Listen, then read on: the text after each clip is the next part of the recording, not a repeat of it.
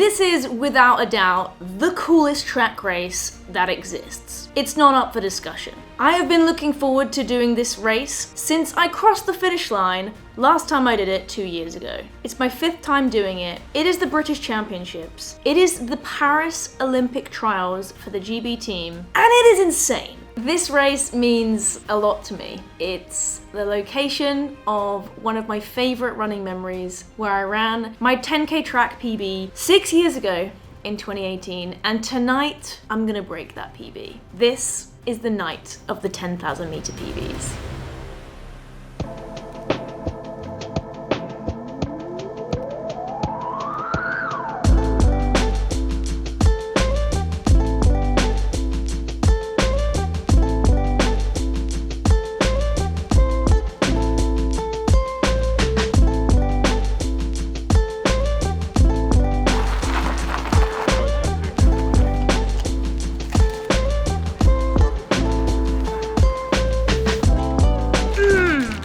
Soup is on the way. What did you forget? My spoon. I forgot my spoon, so I'm gonna have to use a fork.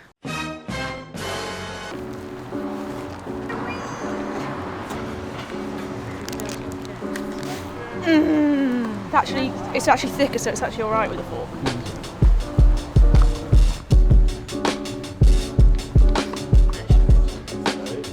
The last bit's quite hard to do with a fork. First win. Yeah.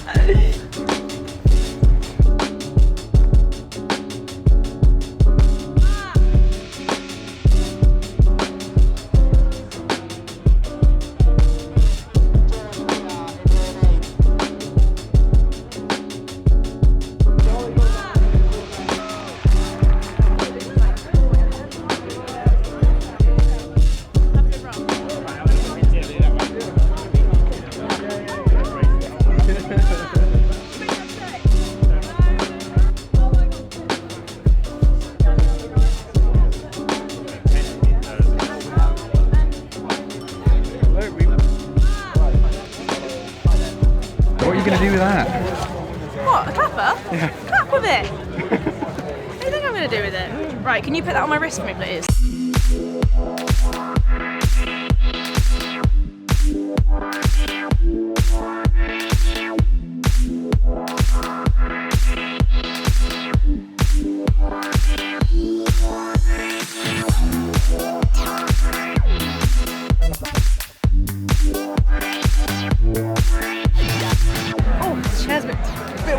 Oh no, I've got the burps. I've got the bicarb burps.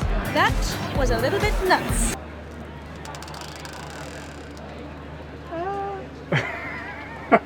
I have reclined the chair. I don't think it's meant to do this. You look really comfortable, babe. Thanks. I am. Good night. Night. So at this point, Daniel and Benjamin are out filming, getting all this lovely, beautiful atmos, showing you how spectacular this event is, and I am laying low in the athlete tent. I very rarely do this, and normally I'm very up for being on camera and chatting before my race, which I was, but I'm just gonna be real with you. I was really, really nervous for this race, and I think I just needed that downtime to kind of collect my thoughts, try and find some calm at what is a hectic event in the best ways possible. Sometimes you just need to shut your eyes and find a dark corner. And I want to use this beautiful section of B-roll to shout out the organisers and the volunteers that make this event happen. Ben Pochi, who created this event, who is the race director and leads it to success year on year and sees it grow every year, is an absolute hero and should be knighted, in my opinion. And all of the Highgate Harriers who volunteer on the night, it's really such a testament to the running community and good people doing good things, not for profit, but for us, the athletes, and for you, the spectators, to have a bloody awesome time. How you feeling? I'm feeling about the same amounts of nervous and excited at the moment. I'm about to go and warm up with Amy and Verity. Gonna go get a couple of miles jog in. My race is in 1 hour and 3 minutes, but the cool room is at 8 o'clock. So we need to be kind of mostly warmed up, but we can do some drills and strides in there. But the space is going to be a bit limited. There's going to be a lot of athletes. So yeah, it's just... Right, have fun trying to get out. Thank you.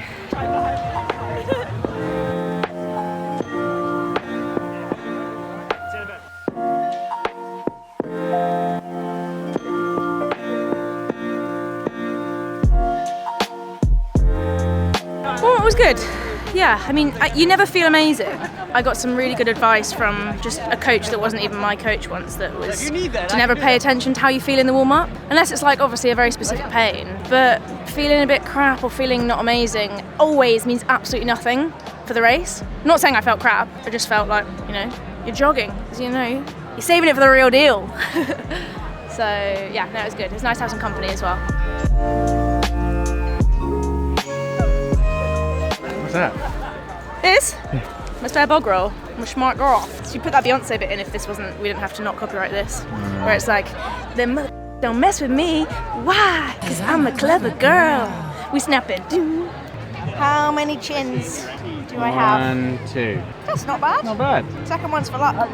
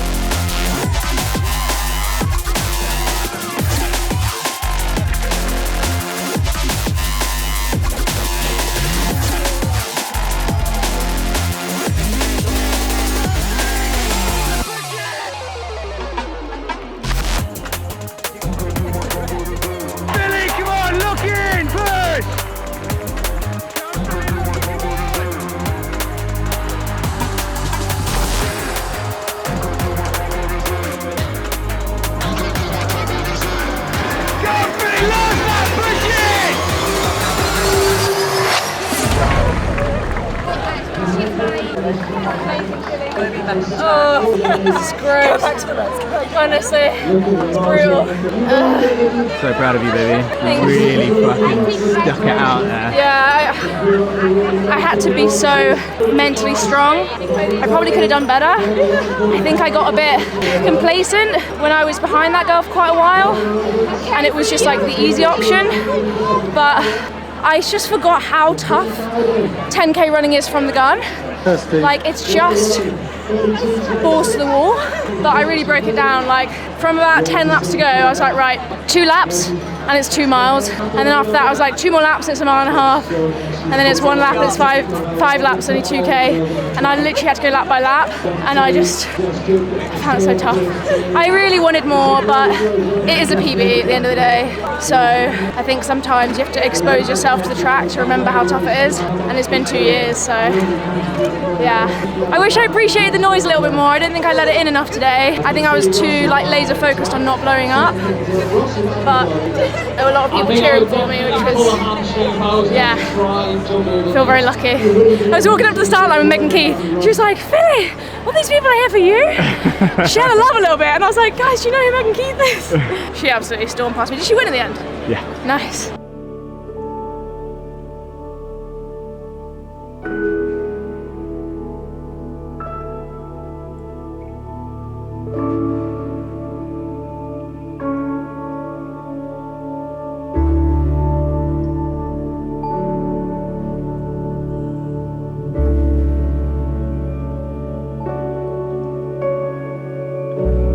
There's a thing over there, I've got to go ring the bell. It says beat your record, ring the bell. It's really heavy!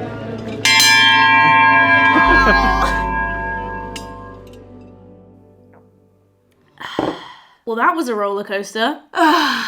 Where do I start? We're a week on. The race was over a week ago now, actually, by the time you're watching this. And I have a lot to say. I have some thoughts, and I've reflected on the race, and whilst I don't have regrets in races, I think every mistake you make and every way that you choose to run a race serves the purpose of learning for next time. I do feel a little bit of regret, and I feel like I left a little bit of myself out there on the track last week. And that's okay, because the other part of me feels this overwhelming joy and gratitude and just sheer happiness for the fact that I got to experience that event and all of the amazing support from you guys for me and for the other athletes at that event, because it blows you away. It's really fantastic. I'm not going to do a race recap video for this race because we are busy, and we've got a 1500 meter race coming out next week that I need to talk about, which I will have run by the time this video comes out. That's terrifying. So what I'm going to do is do a quick breakdown for you here and now, and yeah, give you my honest thoughts on the race and the data from my watch that I was wearing, and I'm going to be real with you. Did I run a PB? Yes. Was it only a 6-second PB? Running 1 second per K quicker than I did 6 years ago in 2018? Yeah.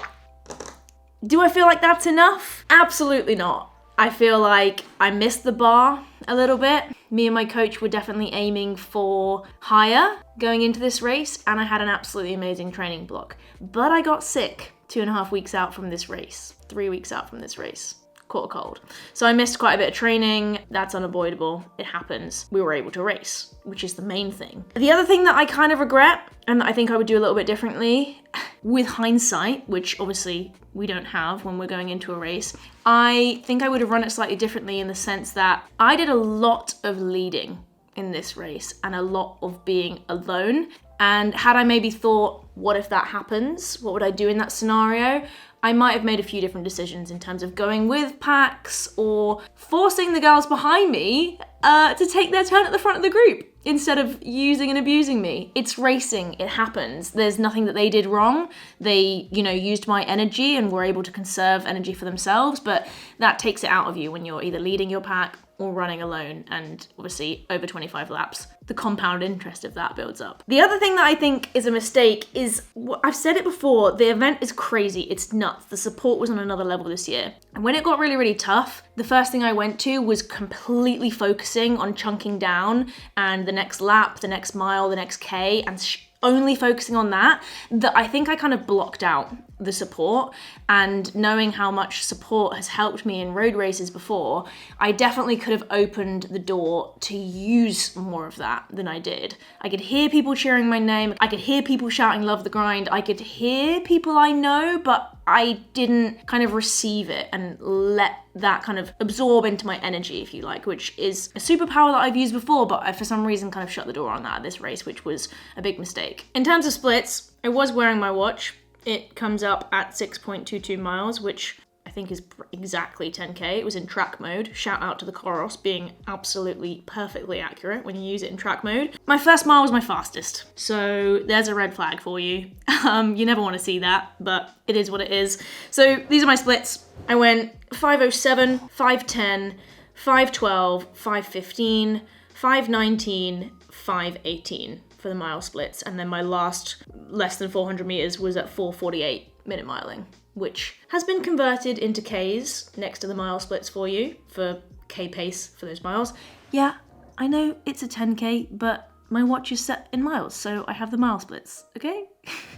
I think you can actually access the K splits and the 400 splits on the results, but it's kind of irrelevant at this point. That's the way that I run it. There was some attrition there in the sense that like speed was leaving my body towards the end, but I rallied, and I'm really proud of how I didn't give up, and I kind of lent into the pain, was able to chunk it down and kind of grit it up towards the end. But I'm also a little bit down today and a little bit sad watching this video back and reflecting that I missed the mark and I missed what I think I'm capable of, and that's hard to take. But I'm taking the positives, I'm taking it as a learning experience, and I'm taking it as my first track race in 2 years. And I think that's huge, you know, just racing on the track reminds you, like I said, how tough track racing is. And I think that's gonna prepare me for the next few races, which I'm really excited about. And the last thing I will say is I've had a few messages about what on earth was that green band on your arm you were wearing. That is my heart rate monitor,